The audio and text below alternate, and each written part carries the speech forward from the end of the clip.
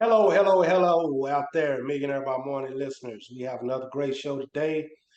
We have two gentlemen on the show today. One goes by the name of David Clark, and the other is Doug Cornfield.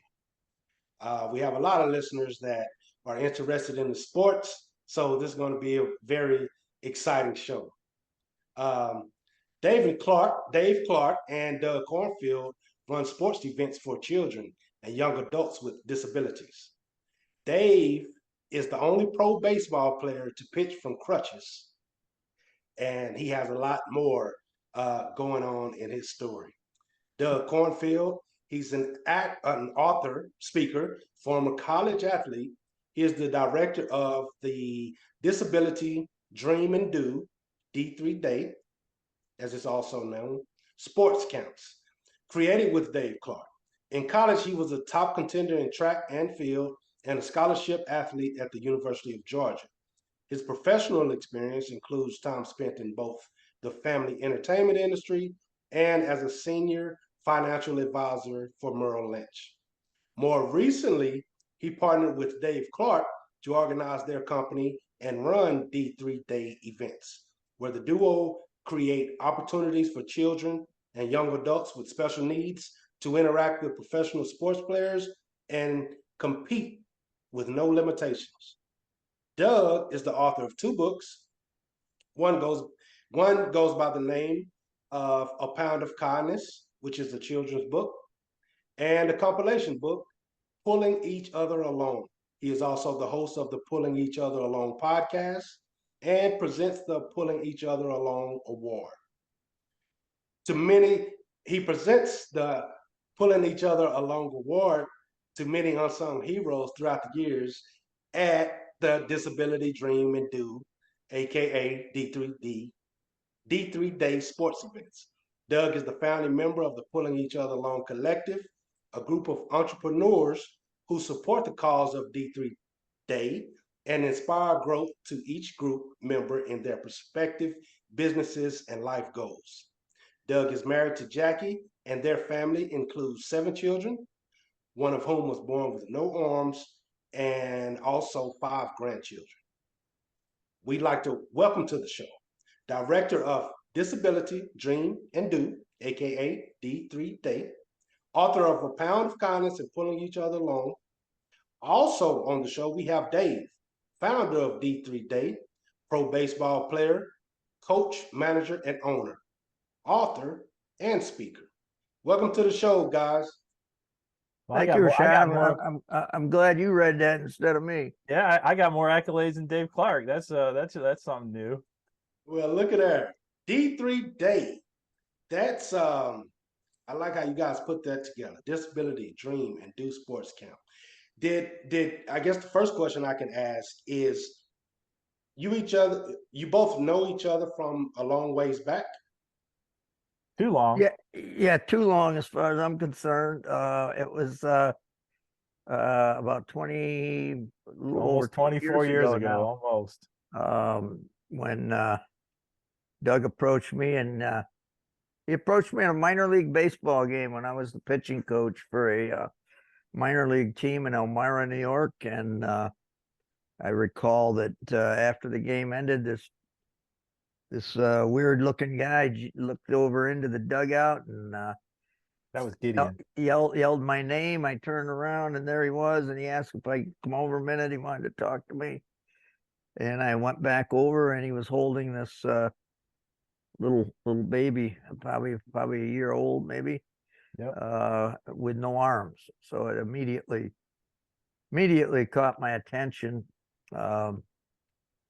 And Doug asked if we could meet sometime, and he wanted to talk to me, and so I agreed to do that, and we got together for breakfast. I'll let Doug take it from there. Yeah, so we had our first breakfast meeting, and obviously these things are 20 some years ago now, so it's hard for us, but we've kind of pieced it together because we've done these kind of interviews and our speaking events and things. But the one thing that I remember from that breakfast meeting Dave for the first time is when we got all done, he basically confided with me. He said nobody had ever asked him questions like I was asking him. And I know the premise of those questions, and it's a lot of what we actually teach today at our sports camps with Disability Dream and Do, because I was targeting him from a father who had this little boy, severe limitations, no arms, one leg shorter than the other. And I'm finding out about this man who had Dave calls it absurd, an absurd career of playing baseball on crutches, minor league baseball, major leagues over in Sweden, coaching in the Olympics, coaching for the Atlanta Braves, scout for 6 different major league teams, owner of the Indianapolis Clowns, which is a whole nother story. We could do a whole series of stories on the Indianapolis Clowns and Dave's involvement with them.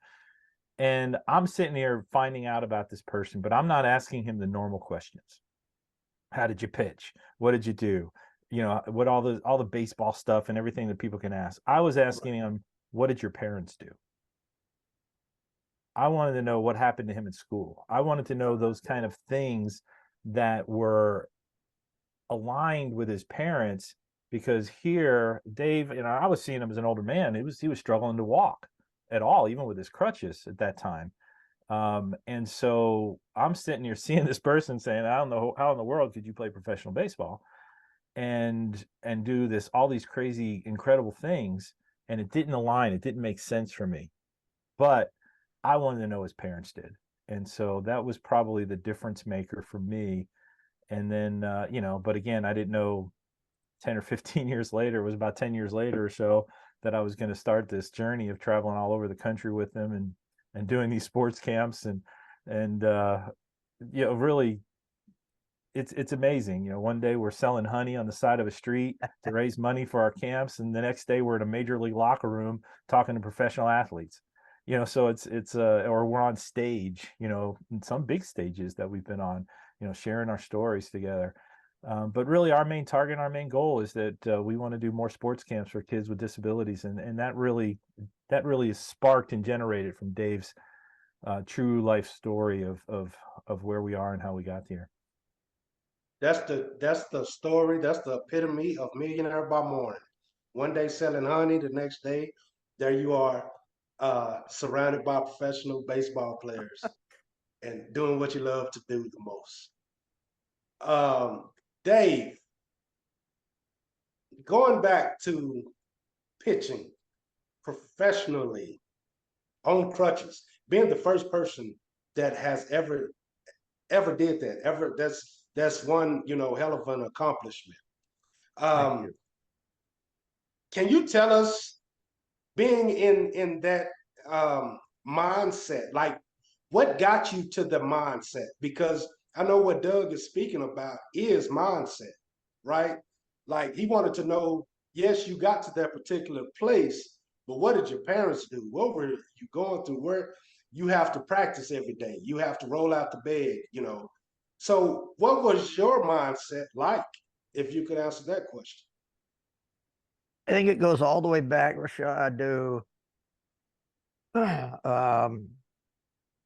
being 8 years old and finding out kind of incredibly that I had the hand-eye coordination, the ability to hang with so-called normal kids, play and be competitive with able-bodied kids, and hold my own, if not more.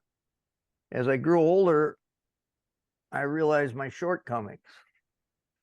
And I think that's very important to point out to people, is that you work, you know, I always say this in the locker rooms, and sometimes it pisses coaches off, because in my coaching philosophy, I always told the players, work on your strengths.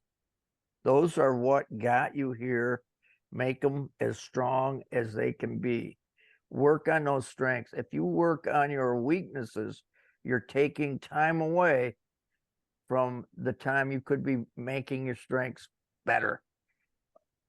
And that's a philosophy I carry through. You know, I'll give you a poignant example.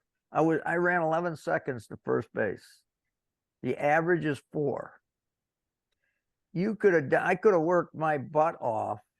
I was never going to get to the average of 4 seconds. So why waste my time trying to be a little bit faster when I could put that time into pitching, which is what so I remember very, very vividly analyzing every sport that I played as a kid and figuring out where my strengths fit best into that sport.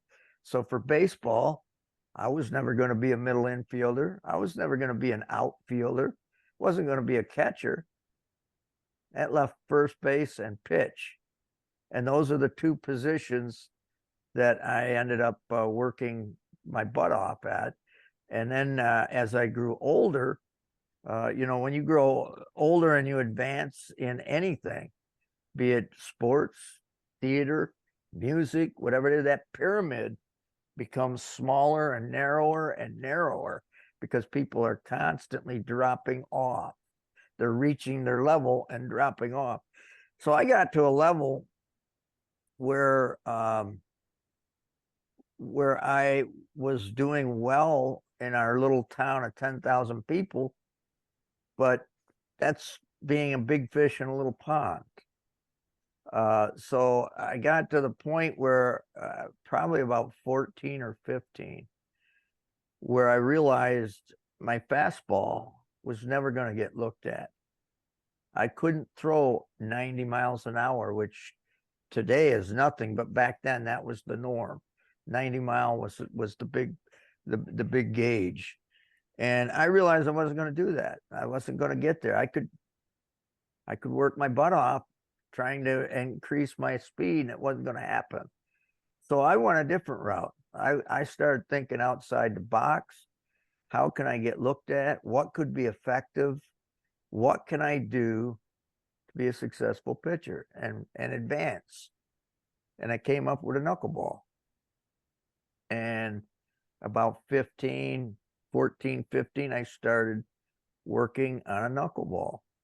It took me probably a year and a half, 2 years to get it to where it worked for me. Different release points, different arm angles, different grips. And I finally got it to the point, it's kind of a funny story. If we have time, I'll relate that story later if you'd like. But there was a specific point where I knew my knuckleball was working. Go ahead and share it. Yeah, that's it. Well, my dad was a pretty good athlete himself, and I had the best parents in the world growing up. He was a pretty good athlete, so he would catch me. He would catch my bullpens as I was getting older, 14, 15. He would catch me. He had no trouble with my curve, my fastball. And he had no trouble with my knuckleball at the beginning. And then finally, a year and a half, 2 years down the road with my knuckleball, we were doing a bullpen session one day, and I threw a knuckleball, and it just, Dad would wear a mask, but he wouldn't wear a shin guards or a chest protector. And he didn't wear something else either.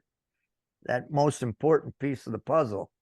And so anyway, this knuckleball eluded his glove, didn't touch any leather at all, hit him right in the kneecap, and he goes down, and he's turtled over, and he's in pain. He's in agony. I run down and help him up. He gets up, and he's hobbling on one leg and cussing, saying a few 4-letter words. And finally, I get him under control. He gets back down behind the plate. I throw another knuckleball. This one doesn't hit leather either, and it hit him right where it shouldn't have. And he is not wearing what he should have been wearing. And he went down in a heap again. And the funny thing is, I knew at that moment when Dad could not handle me that I had the knuckleball.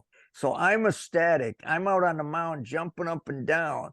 And Dad, we got it. We got it. We got Dad's turtle over because he just got hit in the crotch and he's in pain. And finally I realized, oh, he's in pain. So I run down. And this time it took 10, 15 minutes to get him back to where he could breathe again. And he looked at me and he pointed his finger at me. He goes, "Never catching you again." And he never did. So that was the moment that I knew my knuckleball had some kind of promise. Right. Yeah. That That's a heck of a story, heck of a bullseye. Well, you know, you ask about the mindset, so let me go back to that. Um, my mindset was nothing was ever going to stop me. And I knew believe me, I had plenty of walls, fences, doors, whatever you want to call, slammed in my face, shoved in front of me. But I always had the mindset that no matter what, there's a way under, around, over, or through. And you mentioned it earlier. You mentioned getting out of bed. I emphasize this in professional locker rooms too, fellas. You got to be willing to put the work in without a guarantee of an opportunity. You got to put the work in without any guarantees of an opportunity. Most people don't do that. They want the opportunity, then they'll put the work in. That's too late. That's too late. If you put the work in, the opportunity comes along, you're prepared. You're either going to make it or you're not, but you're going to give it your best shot because you've been preparing. Yeah. And that's the mindset that I took. I was out of bed in the morning. I ran 5 miles a day on my crutches, 13-minute miles. So I worked out 4 hours a day, 6 days a week, lifting weights, running, riding a stationary bike, doing calisthenics, 400 sit-ups, 200 push-ups, pull-ups. I did everything because I knew if I got the chance, and I was realistic. I knew my chances of getting a chance were not real good. Who the hell's going to come and scout a guy with crutches and leg braces? I was realistic. I knew there wasn't, but I knew there might be one, and I wanted that shot. So I did that for years, working out, running, doing all those things that built me up and gave me my opportunity. Yeah, man, that's the definition of motivation. Also, you know, I talk on this show a lot about motivation, mastery, momentum. You know, once you get started, once you get in your mind, number one, you're going to do two things. Once you're motivated enough, you're going to master something. What it like you mastered your knuckleball, right? And you're going to continue that momentum. So, you know, rolling out the bed, getting to it, whatever it is that you need to do for the day. Once you make up your mind that you're working out for 4 hours out of the day, then you work up to that momentum and you can continue on your quest. But what I heard you mention a lot was, I don't know if you speak to businesses as well. You know, do I know that you guys, you know, speak with your or speak with athletes or whatnot, but I did hear a lot of things that related to business in there. And one of the things was work on what you're good at, your strengths. And another thing was pivot if you have to. It's okay to pivot and you know, do something else, go another way. And am I right about that, Doug? Do you guys speak with businesses Yeah, in that yeah, of sense? course. And we're actually, you know, the last 3 years it hasn't been as much because of the COVID and lack of opportunity there. But it's been one of our pivots. We actually are pivoting to a big part of my day right now is reaching out to businesses, reaching out to conferences. You know, sadly, Rashad, most people still don't know Dave's story. It is, in my opinion, Chris, I'm a little biased. He's my business partner and friend, but it's the greatest, mostly unknown sports story. Right. It truly is. And we you know, we were focusing on doing sports camps, raising money for it, all the different ways we were doing it. But a big pivot of ours was to raise money, and we're actually going after much bigger prizes at this point Oh yeah. because one, what we have to offer is it's strong, and two, I can tell this, and I think Dave even starting to agree with me. When we speak in front of crowds, the response is remarkable. Right. It's not just good. All right. We were at a conference this summer in San Jose at the San Jose Convention Center, and I'm not going to even overestimate this. Dave, and it was primarily Dave, but I was a part of this too, but we had pre-signed the books. Dave was signing books nonstop for 3 hours. Nonstop. So much so that I literally had to ask the line to hold up because his sandwich had been sitting there for like 2.5 hours and he hadn't taken a bite. And so I said, "Hey, people, can we give Dave a break here just so he can eat, a bite of his sandwich and let him eat a little bit?" We still signed for about 5 hours straight. Oh, wow. And that was, our keynote was like at 9 o'clock in the morning. We were done by 10:15. And then it was just people wanting to take selfies with him, wanting to meet Dave, wanting to have their moment, wanting to get signatures of his photo or our books or whatever. And we actually ran out of all 3 of our books. We ran out of them all. They had to order another 100 for the people. And we had 400 books to start. Nice. So that's the kind of response that he gets when people hear his story. I can believe it. Keynotes and workshops and speaking engagements they're starting to get larger than concerts, at this moment. And I think it's because people do actually want to see people hear these stories, inspirational stories, motivational stories. Me, if I had met Dave, if Dave walks in the locker room and I'm there, in my eyes, if Dave walks in any room, how can you sit next to Dave and Dave say, I exercise for 4 hours? Like, what's your excuse? What is your excuse? So Let me correct you, Rashad. If I was to walk in the locker room, I don't want to correct you, but I want to add something. If I was to walk in a locker room and you were a player in that locker room, your first response would be, "What the hell is this guy doing in here?" That's what it would probably be, because I am the lead. I'll segue into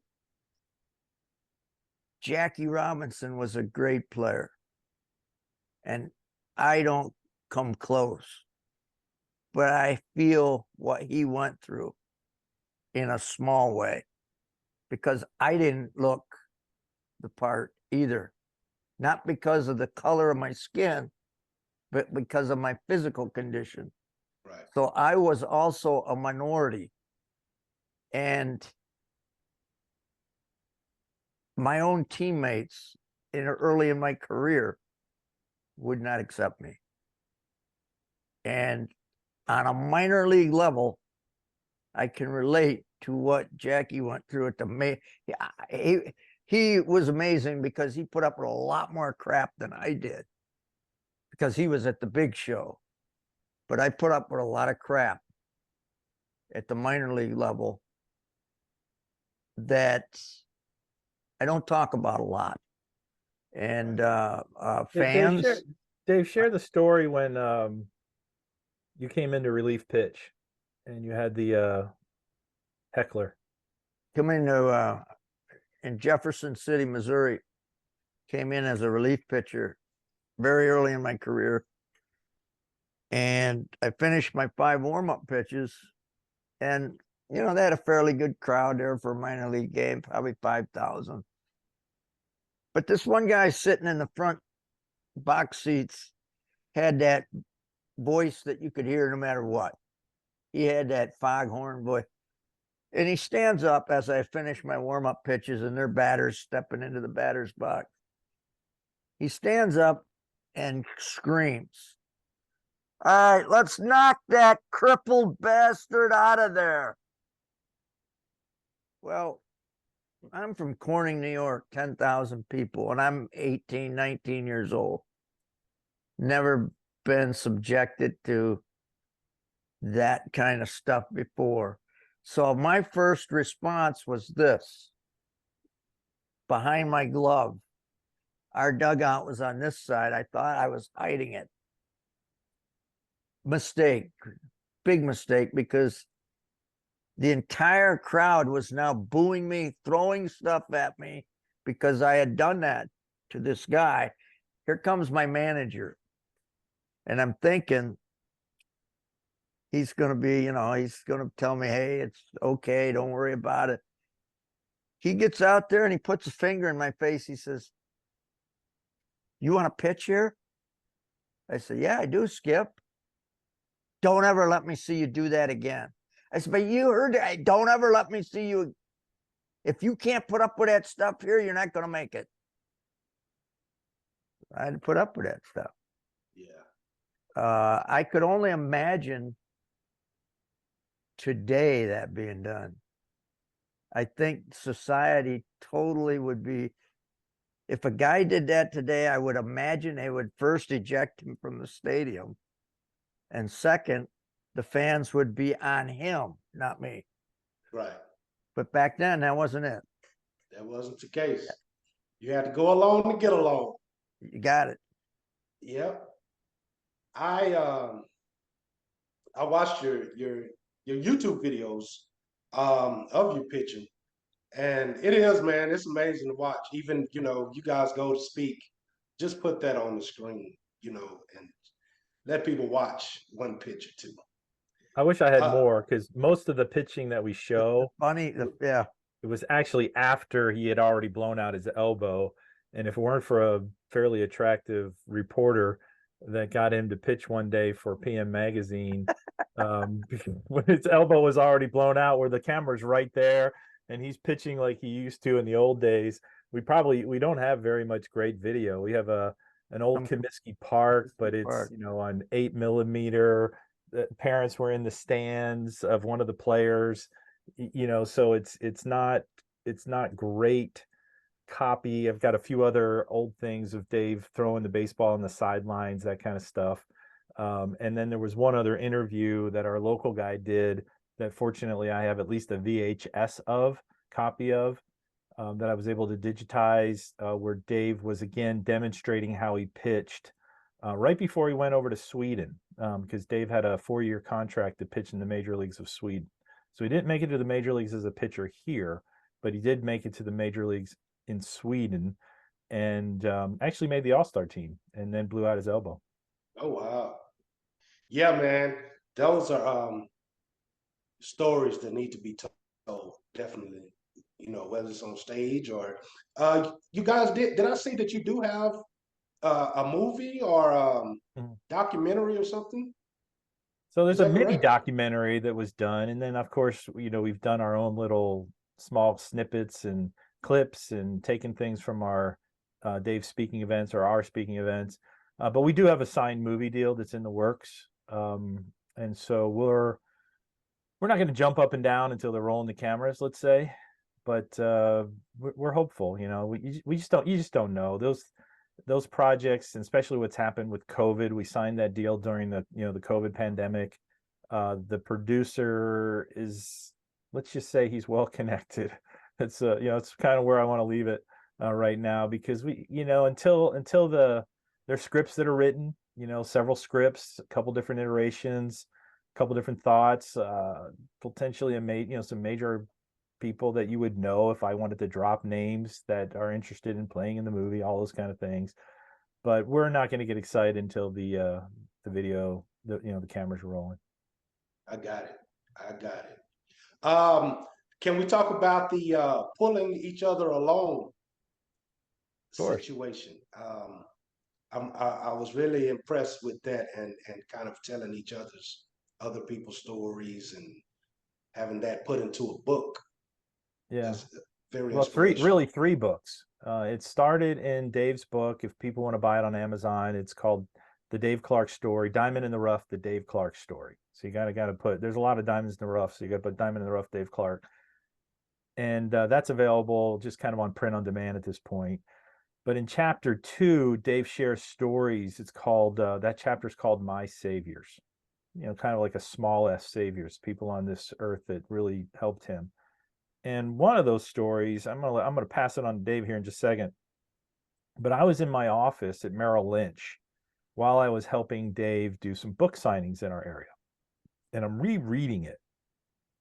And there's this one story where every time I read it, you got to understand. Again, I told you I have a son who was just a child at this point. He was born with neither arm and one leg shorter than the other. And so I'm reading this story about a little boy, 6 years old, and Dave had a teacher announce that they had a field trip, but it was a walking field trip to the local fire hall. And I'm going to let Dave take it over from here. It's his story. Yeah, yeah, and Rashad, up to this point in my life, I had never been treated any differently than anyone else. My two brothers kicked my butt when I needed it. The neighborhood kids did the same. I kicked their butt when they needed it. Nobody gave any grace to me. I was just like them until I got to school.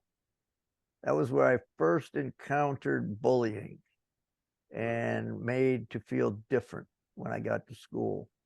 So when this teacher announced this field trip where we're going to have to walk 5 blocks, I had a lot of anxiety because I knew the bullies were going to be coming out of the woodwork because I was going to slow down the whole class on this trip. And she had the audacity to announce it 2 weeks ahead of time. So I've got 2 weeks of anxiety to build up now. And every day it got closer, the anxiety got more and more and more. Finally, the day comes, and the morning I got up, the day of the field trip, I went to my mom, and I went, "I'm sick, Mom. I can't go to school today." Of course, Mom saw right through me. She said, "Get your braces on. You're going to school. You're not sick." So off to school I went. So we get to class, and the teacher said, "All right, line up. We're getting ready to go." And I did the only thing that a little 6-year-old brain could fathom to protect myself. I waited for the line to form, and I kind of tried to very secretly go to the end of the line. I figured, well, if they walk fast, they get way ahead of me. If nobody looks back, I'll catch them. That was my thinking. So I did the only thing I could do. I went to the end of the line. And just before the teacher said, "Let's go," this little 6-year-old classmate, never forgot his name, Ernie Pound. Ernie came up with a little radio flyer wagon. And he said, "Dave, I brought this to school today for you to ride in. Jump in." And man, that little act of kindness changed the whole day. I bet. I mean, my anxiety got lifted. All the pressure of trying to keep up with the class got lifted. And the funny thing is, a lot of the kids in the class wanted to take their turn pulling Dave.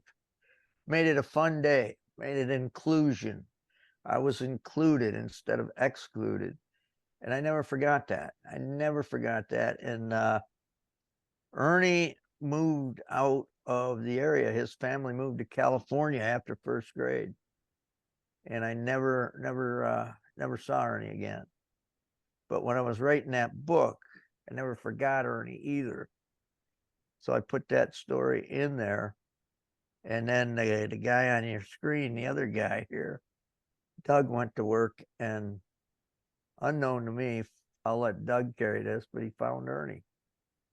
Yeah. So I was rereading that book in and when I was helping Dave organize book signings, and we had several of them in the area. And Dave's, let's just say he's a mini legend. I don't want to say he's in this area. He's a bit of a legend in this area for the people that know him. And so I had these book signings, and during that time I was rereading that chapter, as I said, and I just get the chills every time I read the story. I mean, again, I got a child who was born with no arms, and here I'm wondering, how's he going to do in school? What's going to happen to him, and all those kind of things.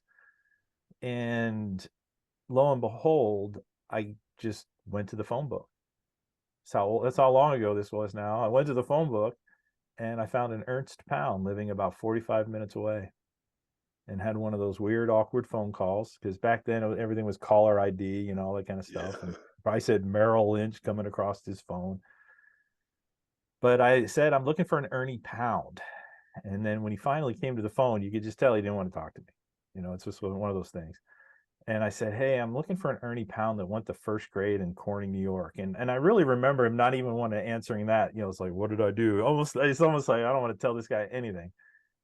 And I said, well, if this is the Ernie Pound I'm looking for, if you're the Ernie Pound I'm looking for, you brought a radio flyer wagon to school to help a child and one of your classmates, and you're thanked for it in a book.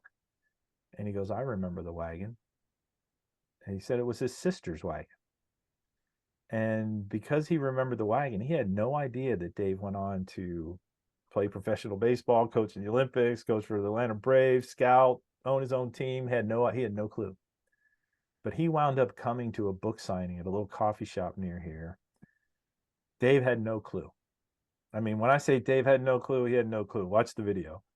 And Ernie came in and I saw him and I just knew it was him. It's just almost one of those soul connections. When he walked in to the coffee shop, I go, you're Ernie Pound? And he goes, yes. And I said, here, I want to give you a book.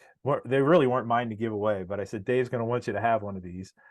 And he got in line. And when it was his turn to get in line, Dave looks up at him. Dave was sitting down, looks up to him and says, who should I sign this to?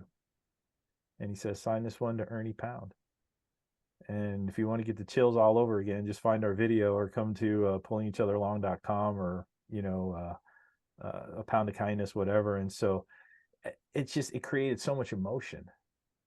Right. And so when we share that story today, I mean, I share it and Dave shares it and we share it together because one, when Dave talks about the reunion, even after sharing this all these years, it still gets him in the feels to the point where sometimes he can't get the words out. Yeah, I bet. You know, and so it's just because it's just so genuine. And so, you know, obviously when we share that story, and so that inspired us to do a couple things. One is we wrote a children's book called A Pound of Kindness. There you go. And then during COVID, we wound up finding all these other great stories and asked them to help us with this. And it's called Pulling Each Other Along. So you asked about the Pulling Each Other Along. That we kind of came up with that Pulling Each Other Along with one of Dave's old pitchers, real creative guy named Tim Walsh. When I first did the first video ever of that reunion, you know, this is a long time ago on YouTube. Tim posted it on his website. He's a very creative person. He's in the game world, not the digital game world, but the good old fashioned board game world. And he's a bit of a legend in there. He's had board games like Blurt and Tribon that have sold millions of copies. And that's his world. That's literally what he does to this day. And so he posted the video that I posted on YouTube, the first one, and he captioned it and he said, pulling each other along on the caption. And so when Dave and when I finally left Merrill Lynch, we had this weird interaction when Dave and I we'd shaken hands as business partners. And then all of a sudden I have this opportunity. Somebody calls me and they wanted Dave to accept the Bo Jackson Courage Award at a Chicago Cubs, Chicago White Sox banquet. And I'm thinking, this is good for business. This is what we want. We want to get Dave in front of people. Right. There was one big problem. It was in January in Chicago. January 30th in Chicago, and Dave lives in Florida. Oh, man. And so to say he's going into that cold. To say he's become a bit of a wimp in the cold is an understatement. But also polio survivors feel cold differently. They feel it more so than you and I would. So I'm like telling him, Dave, hey, this is great opportunity. Fortunately, Mike Veck was going to be there, and Mike had written a foreword for Dave's book. Mike is also in a very successful Netflix movie that just came out called Saints of Second Chances, I believe is the name. And our other Dave Stevens, is in that documentary as well, in that documentary movie. But so Mike was one of the speakers, and I said, hey, Dave, this is going to be a way from talking about Dave Clark, where, you know, this is going to be a great way for us to connect with people. You get to share your story. They want you to get this award. And he goes, well, I don't need no more stinking awards, because he didn't want to go to Chicago in January. And so I was like, wow, this guy's difficult to work with. And so anyway, but I got him to come. And of course, as it would be, it was literally -20 and -30 wind chills. I mean, Of course. Of it course. was so cold. And I don't like it below 30. Dave doesn't like it below 70. So, so anyway, we had this thing. He gets the standing ovation. He gets the Bo Jackson Courage Award. We did connect with some things. It was kind of the start of what we do. But all of that said, it's just the whole pulling each other along award. I couldn't just have Dave get awards everywhere he went, although he's worthy of it. And so we created our own award, and we give out what's called the Pulling Each Other Along Award. And we do that at our events, at some of our speaking events. It's really one of the most fun things that I do. It's the Dave Clark Pulling Each Other Along Award. But we look for those unsung heroes. We look for Yeah. the Ernie Pounds.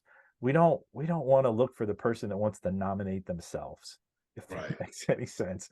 If you think you deserve that award, you're probably not the one we want to give it to. Exactly. Exactly. And so we typically surprise people when we can. We've had a lot of emotion that's been given to people when we give them that award. We have them in a crowd, they're set up, and we start sharing about them a little bit. And then you don't want to look at them, because except that I need to know where they are. And then finally I'll share their name, and then they're like, oh my gosh, that's me. They weren't even expecting it to be them. And that's the exact person that we try to find with the Dave Clark Pulling Each Other Along Award. That's great, man. That's great to hear. Um, One of the things I've always heard or you hear um, is that you don't receive an award for just being a grown up. You don't receive an award for just being, you do see the pro basketball players, the best at the best of things, but you don't see your unsung heroes, receiving awards. There's just really no award for that. But if we could find a way to pull each other along, if we could find a way to compliment each other, I think what you guys are doing is amazing because not only do we need to see that, even if we don't win an award, seeing someone in our neighborhood, in our community, help us to go along a little more along the way. So, yeah, I commend you guys on that. Thank you. Very much so. Yeah, and we've had some incredible award winners, and even one award winner.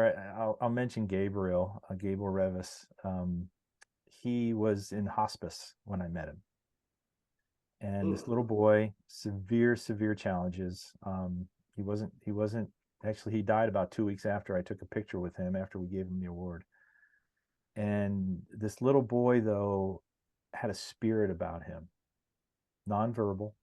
And his mom posted videos, and you can still go watch these videos. And it's been 2 years or so since he's passed, I believe. And of course, his mom still misses him dearly. But she was posting these videos of this boy with just spirit just flowing from him, spirit of happiness. And it's hard to even explain unless you actually got to watch and meet and hear and see this little boy. And so I was so inspired by it. I said, hey, Dave, we've never done this before, but I'd love to give this little boy the Pulling Each Other Along Award because of the spirit of how he's pulling people along with his spirit. And he was the last person to get a Pulling Each Other Along Award before our book was published. And Dave couldn't do this because he was in the hospice, so he wasn't able to be there when we presented the award to his caregivers. We did it kind of remotely. And then about a week or so later, I was able to fly back down to Charlotte, North Carolina from New York, fly back down with the award and meet him in person, even though it was COVID and restrictions. But since he was in hospice and, they let me in, and got to spend some time with his mother and present this Pulling Each Other Along award to this boy who really was just, the spirit of helping people was just pouring out of him, even though he was nonverbal. Yep. Needed an award for that. You feel like people like that need an award. Yeah, well, it meant more to me to give him that award than probably it meant to him. Yeah, yeah. I get it, man. I truly do. What is the future looking like? I know you mentioned speaking engagements. You mentioned movies or, you know, documentaries. So what else is in store, Dave and Doug? Well, we're going to continue doing these camps. That's for sure. That was the mandate to Doug when he came on board with me was this is what I really like to do. I mean, the seed for these, as I've always said, go way back into the 70s when I was a player. The seed for what we do today was planted way back then because it wasn't all as quite as organized as it is today. But you know, we'd go into a town, whatever team I was playing on, and if I saw a group home or a home dealing with children with limitations, I would walk in off the street and say, "Hey, would you like some tickets for the game tonight?" Of course, they always wanted tickets. And then I'd take it a step further. I'd say, "Well, hey, if you got 5, 10, 15 kids that want to come out 3 or 4 hours early, I'll get them down on the field and we'll get a couple of my teammates and we'll do a clinic impromptu for them right there on the field." Well, 5 grew into 10, 10 grew into 20, 20 grew into 25. And when I was with the same team a couple of years in a row, whenever we go back in that town, we'd do another camp, another clinic. And that's where the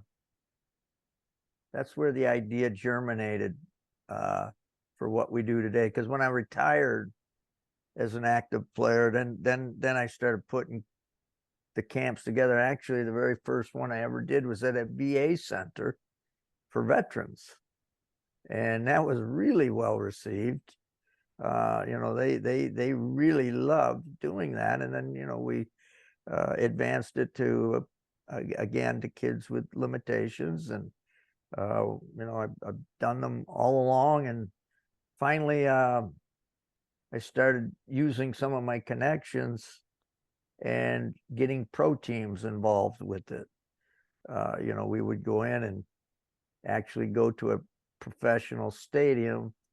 The whole team would generally come out and take part in the clinic, and then Doug jumped on board and tweaked it here and there, and we have a pretty good model of what we do today.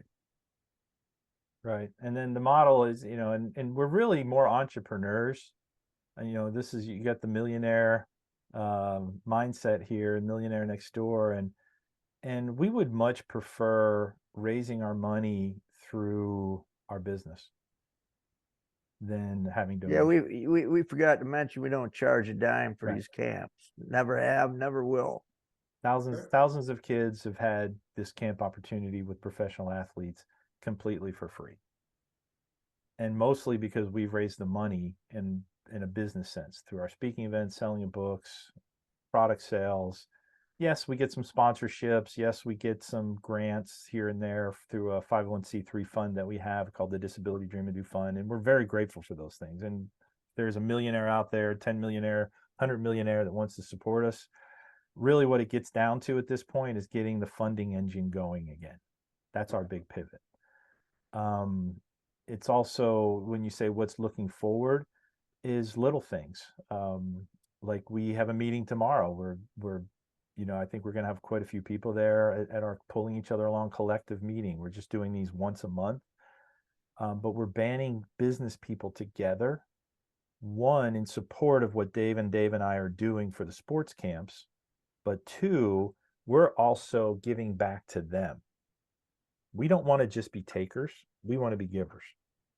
And so through the collective, when we have a connection to give you, to give somebody else, but specifically those that are in my collective and are Pulling Each Other Along collective, I'm actively, and we are actively seeking, how can we align them?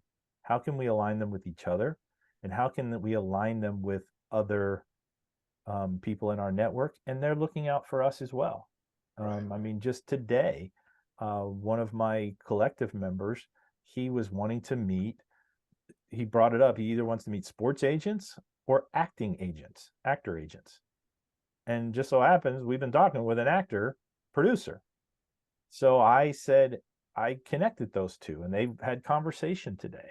I don't know if something will come out of it, but I was able to connect them because of our network.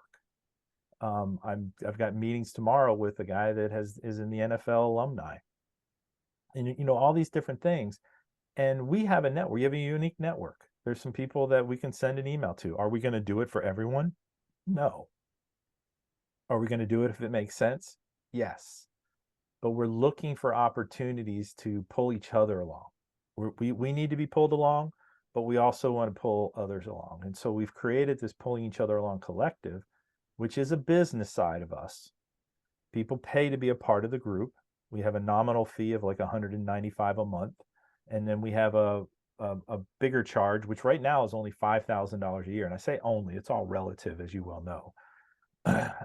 But we're also giving some more back to the people. So if it's a corporation or a business that signs on to be part of our collective, they're automatically sponsors of all the sports camps we do when they're a full member.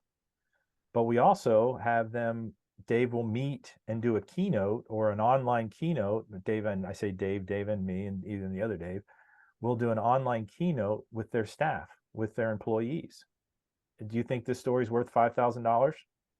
Right, I do. To motivate employees? Yeah, it absolutely is. But then they get to ask Dave questions. They get to dig into his mind, his mindset. And so, so those are one things. And then we do have a podcast, and we get them on our podcast. We're pivoting with that right now with millions.co, which if you're not familiar with millions.co, since you're a millionaire, if you're a sports guy, you go to millions.co. Dave actually has a profile that we've beefed up. There's some videos of him speaking and otherwise, some interviews. Actually, there's a really good interview of him talking about Mike Veck and Bill Veck that's on millions.co that we just pieced together. Anyway, so it's those kind of things that we're looking for the future. We want to be able to raise not just hundreds. We need to raise tens of thousands, hundreds of thousands, millions to really be able to affect what we're doing. And we're positioned to be able to do that now, where we weren't, when we first started. And so it's all little steps to get us to where we are. If people want to, another way that we're really pushing for 2024 is bigger speaking events. And when I mean bigger speaking events, I mean bigger paid speaking events. We're not that we won't, if it's a school or if it's a Ronald McDonald House charity or something like that, and the rate might be more negotiable, but we want to get Dave into the corporate world. We want to get these crowds like we just did in San Jose and in Savannah, Georgia, where Dave's story, I can just tell you, because I'm still talking to some of the people from these conferences. Dave's story has an impact. They don't forget it. They walk out of there and they come up to me. That was the best keynote we've ever heard. Yeah. All the years of this conference, it's by far the best one. Well, Dave didn't ever. He always say, "Oh, they're just being kind to him. They're just being kind to him." I think he's starting to realize and see, no, he's got some secret sauce, and quite frankly, we don't even know what it is. Authenticity. It's real. It's just being. I can tell you what it is. It's authenticity. Yeah. I gather that from just being here and listening. It's just being real, and people grasp onto that because I'm pretty sure a lot of speakers, you're thinking at the end they're going to try to sell me something. What are we doing here, really? But like just authenticity, you can still end up selling something at the end of it. Well, and we have to. I mean, right. It's like we have to, and not just selling our books, and it's not just selling it for the sake of Dave and I going and jumping on a new yacht or going to, travel around the country. We are doing it literally, truly, so that we can run more sports camps for kids with disabilities. Well, I will say something, and your name is pretty close, but Dan Canfield had the same vision as you had with Chicken Soup for the Soul. Oh, yeah. And I actually watched him speak years later after I read one of his books, seeing him speak, and he turned that into, as you know now. It's a huge brand, yeah. Yeah, it's a very huge brand. So yeah, inspiration, pulling people along. you are on the right track, most definitely. Building a community, a membership, you know, you are definitely on the right track with that. As far as the future entails in marketing, I always throw some marketing in because that's my thing, but you're definitely on the right track, like you said. Right. So yeah, man. What are you guys' website? If you have, where do you like for people to go to know more about you, or your social media sites? Yeah, so pulling each other along is one of them. If people are specifically interested in the collective, which is a big push of ours right now, or a speaking event, it's actually PEOAC. So pulling each other along collective, PEOAC collective, PEOAcollective.com. And Dave has a speaking link on there. There's also a thing about our coaching that we're doing with the Pulling Each Other Along collective. People can join through that, and or they can set up a meeting to meet with us. If they're business people, LinkedIn's a good place to catch me. If you go to Dave's site, he's not very active on it, so I get the notices for that. Let's just say, but anyway, you know, so just connect with me because Doug Cornfield, literally, I think I'm the only one. You know, I have a junior, but he's still in high school. So Doug Cornfield on LinkedIn is a great place to catch me. You know, D3DAY, if you want to find out more about the D3DAY. Now, it's still kind of lined up with last year's events, some videos, a place so that people can give to our fund, to our nonprofit fund that's held by the Collaboratory out of Southwest Florida in Fort Myers, Florida. You know, but, you know, really pulling each other along collective, PEOAcollective.com.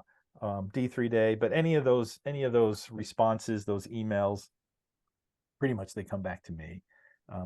We have a team that's working with us as well, but we want to do more speaking events, and we want more people to join us in the collective. Those are two of our big target strategies right now.